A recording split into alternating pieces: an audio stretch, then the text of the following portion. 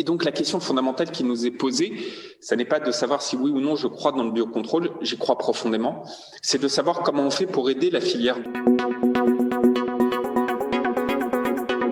D'après les enquêtes qu'on fait auprès de nos adhérents, que dans les produits qui arrivent à 2 ans, voire un peu plus loin, il y a un focus qui est fait sur ces grandes cultures, il y a beaucoup de projets de recherche. Mais on ne peut pas administrativement et politiquement, par nos défaillances, par inertie ou par désinvolture, freiner ce que la science et l'esprit d'entreprise offrent aujourd'hui comme solution. Il est vraiment important qu'on porte au niveau national cette stratégie et qu'on essaye de la porter au niveau européen.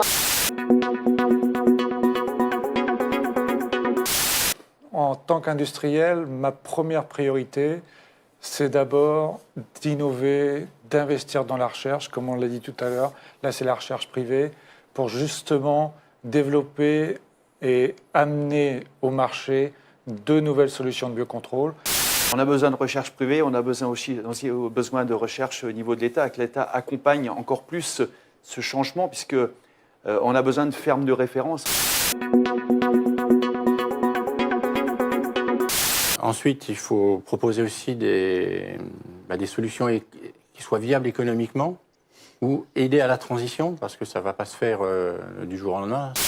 Et là, on a besoin des compétences, des expériences, des formations, de l'ensemble des structures et des personnes qui sont vraiment engagées dans cette voie-là. Alors, le consommateur, non. Aujourd'hui, clairement, le biocontrôle, ce n'est pas du tout quelque chose qui lui parle.